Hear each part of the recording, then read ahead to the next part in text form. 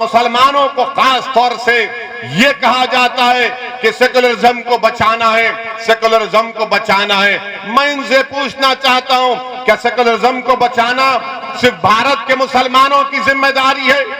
क्या सेकुलरिज्म को बचाना हिंदुओं की जिम्मेदारी नहीं है? क्या सेकुलरिज्म को बचाना 9% यादवों की नहीं है? 9% यादव है और 2-2 मर्तबा उनका मुख्यमंत्री बन जाता है। क्या सेकुलरिज्म को बचाना हमारे दलित भाइयों की जिम्मेदारी नहीं है? क्या सेकुलरिज्म को बचाना हमारे ओबीसी भाइयों की जिम्मेदारी नहीं है? क्यों नहीं ये सब लोग मिलकर इनसे कहते हैं कि सेकुलरिज्म को बचाओ, मगर सेकुलरिज्म को बचाना सिर्फ मुसलमानों के गले में जिम्मेदारी डाल दी जाती है। हमारे गले में सांप डाल दिया जाता है और हम इस सांप से बचाने की अपने आप को कोशिश करते हैं। ये सांप हमको ही डसता है, उनको नहीं डसता। हम बर्बाद होकर रह गए। 60 साल भारत के मुसलमानों ने सेकुलरिज्म के नाम पर इन तमाम नाम निहाद सेकुलर पार्टियों को वोट दिया। बताओ क्या हासिल किया आपने? बताओ मुसलमानों, बताओ आपने क्या हासिल किया? आपने समाजवादी को इख्तियार दिया, मुलायम सिंह यादव को मुख्यमंत्री बनाया, आपने वोट दिया, अखिलेश को मुख्यमंत्री बना दिया, आपने बहन मायावती को मुख्यमंत्री बनाया। उससे पहले बरसों आपने लोकदल और कांग्रेस को वोट दिया। अरे बताओ, क्या तुम्हारे पास कोई तरक्की हुई? क्या तुमने कुछ हासिल किया? ये भी आपको बता रहा हूं कि हुकूमत की तरफ से बात नहीं बताई जाती, बल्कि माहिरीन ये कहते हैं कि भारत में अगर कोई बेटा अपने बाप से कम कमाता है, अगर कोई बेटा अपने बाप से कम पढ़ा लिखा है, अगर कोई बेटा अपने बाप से गरीब है, वो कौन है? वो मुसलमान है, वो मुसलमान है। और मैं सच्चाई के साथ आपसे कह रहा हूं, अपने घर में अपने बेटे को देखो, कहां है तुम और कहां है तुम्हारा बेटा? तुम अपनी जवानी में अगर आज कोई 60 साल का है तो अपने दिल पर हाथ रखकर पूछो, अगर तुम्हारा बेटा 25 साल का है तो तुम 25 साल में क्या कमाते थे? उससे कम तुम्हारा बेटा आज कमा रहा है। इसको इंटरजेनरेशन मोबिलिटी कहते हैं। ये मुसलमानों में सबसे कम है। सबसे उत्तर प्रदेश में सिर्फ 2% मुसलमान ग्रेजुएट होते हैं, सिर्फ 2%। उत्तर प्रदेश में सबसे ज्यादा बच्चे और बच्चियां स्कूल के बाहर है, मुसलमान है। कौन इसका जिम्मेदार है? ओवैसी जिम्मेदार है।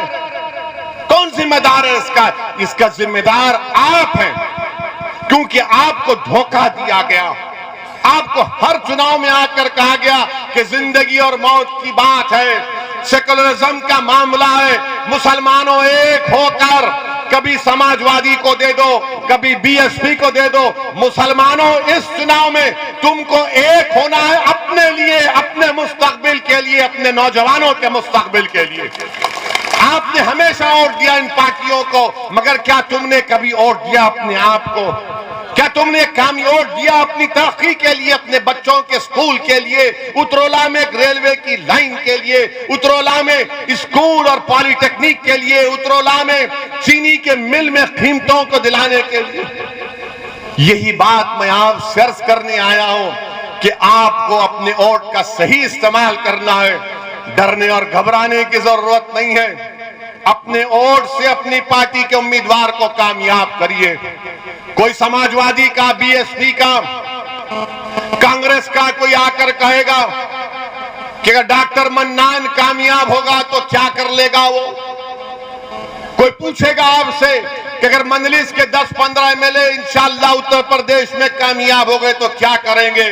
मैं उनको कह रहा हूं, आपसे मुखातिब हूं, अगर आपके दिल में ये वसवसा है, अगर आपके दिल में सवाल है, तो इसका जवाब यही है कि पूरे भारत की पार्लियामेंट में 540 के करीब पार्लियामेंट के सांसद के मेंबर हैं। उन 540 में मंजलिस के सिर्फ 2 हैं और अल्लाह का इतना बड़ा करम है, सदका नबी करीम सल्लल्लाहु अलैहि वसल्लम का, कि जब ये 2 दीवाने खड़े हो जाते पार्लियामेंट को हिला के रख देते हैं।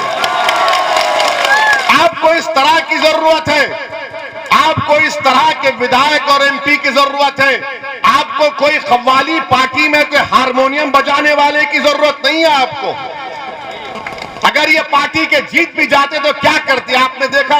कव्वाली को? एक थाली मारने वाला होता है, एक तबलची होता है, हारमोनियम बजाता है, एक राग खींचता है। एक रब अब आगे इलेक्शन आ गया तो पूरी कव्वाली पार्टी आ गई मजलिस के खिलाफ। एक हारमोनियम बजा रहा है, एक राग बजा रहा है, एक तबलची है। अरे तुम जो काम कर रहे हो, मैं मजलिस के मुखालिफिन से कह रहा हूं, अरे तुम तो उस तवाइफ से भी बदतर हो। कम से कम वो अपना पेट काटने के लिए करती है, तुम तो कौम का मुस्तकबिल बर्बाद कर रहे हो। तुम तो कौम का मुस्तकबिल बर्बाद कर रहे हो। बताओ आपने क्या हासिल किया? आपके पास में ये आदादो शुमार, ये फैक्ट्स एंड फिगर्स दे रहा हूं, कुछ जवाब नहीं दे सकते हमारे दलाइल का। सिर्फ यही कहते हैं कि ओवैसी जज्बाती तकरीर करता है। हां, जिंदा हूं तो जिंदगी का सबूत देना पड़ेगा। जो मुर्दा है उसमें जज्बात नहीं होते। अल्लाह ने दिमाग दिया, सोचने और समझने का सलीका दिया। अल्लाह ने दिमाग दिया कि उठाओ ना इंसाफी के खिलाफ आवाज उठाओ तो उठाता हूं। अल्लाह ने दिमाग दिया, अल्लाह ने एहसास दिया इंसान को कि जालिम का साथ मत दो, मजलूम का साथ दो, तो बोलते रहते हैं। अब जो मुर्दा हो चुके हैं, जिनका जमीर मर चुका, जिनकी आंखों पर पर्दा पड़ चुका, जिनके पास सोचने और समझने का सलीका छीन लिया गया, वो क्या महसूस करेंगे किसी मजलूम की तकलीफ को? वो सिर्फ इलेक्शन में आकर कहेंगे कि सेकुलरिज्म को बचाओ, वोट को टूटने मत दो, इनको कामयाब करो। अरे जब 9% यादव 2-2 बार अपना मुख्यमंत्री बना लेते हैं, तो क्या उत्तर प्रदेश की विधानसभा में आप मजलिस के 15-20 अरकान असेंबली को कामयाब नहीं कर सकते? क्या बुतुल्लाह से डॉक्टर मन्नान को कामयाब नहीं कर सकते? कर सकते हैं इंशाअल्लाह ताला। और आपको करना है, बताना है। लोग यहां पर बैठकर, याद रखो मेरी एक बात को, मैं अपनी जिंदगी का तजुर्बा आपसे कह रहा हूं। मुझे ज्यादा तजुर्बा नहीं है, मगर थोड़ा तजुर्बा है। इंसान जब एक मरहले पर पहुंच जाता है ना, जहां पर उसको फैसला लेना है, तो हमेशा याद रखो, दिमाग आपसे कहेगा खतरा मत मोल ले। दिमाग कहेगा कि खतरा मत मोल ले। दिल बोलेगा प्यारे जब प्यार किया तो डरना क्या, दिल का साथ दो, दिल का साथ दो। दिमाग तुमको डरा देगा।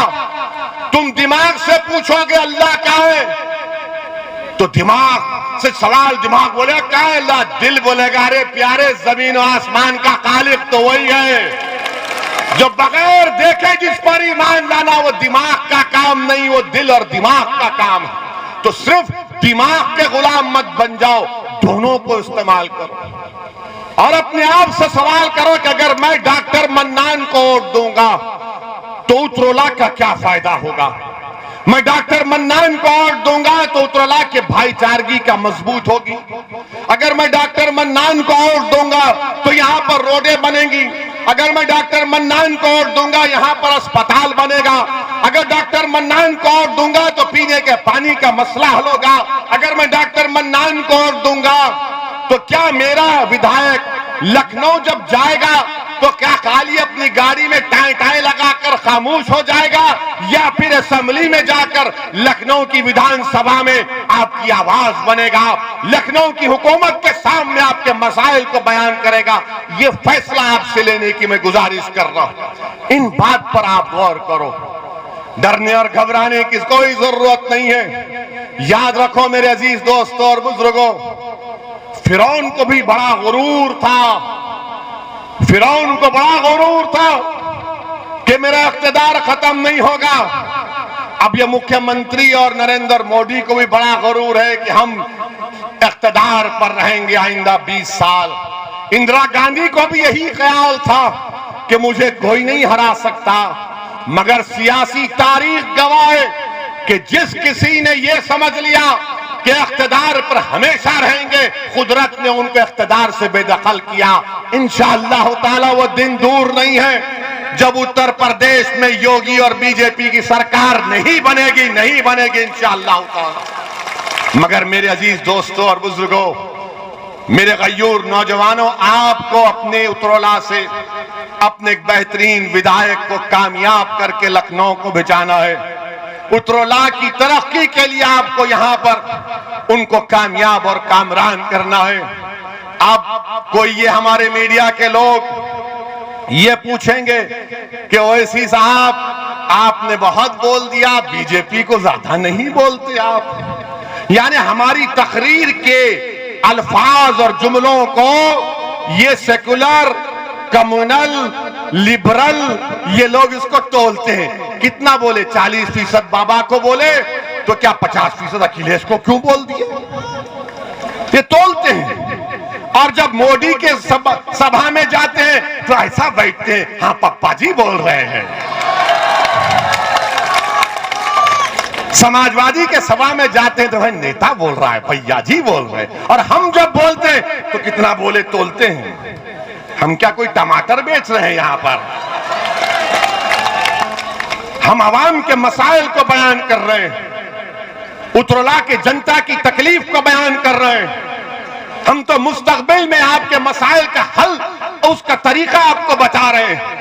हम तो आपसे एक पैगाम दे रहे हैं कि कैसे आपको उत्तर प्रदेश में अपनी सियासी लीडरशिप को बनाना है। जब 9% यादव अपनी लीडरशिप को बना दिए, मुलायम सिंह यादव और उनके बेटे को अपना नेता बना दिया। दलित में हमारे जाटव भाई और बहनों ने बहन मायावती को अपना नेता बना दिया। कुर्मियों ने अपनी लीडरशिप वो अब अनुप्रिया पाटिल को बना दिया।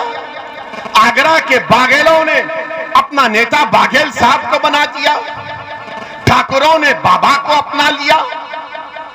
सबने अब ब्राह्मणों की एक पॉलिसी है।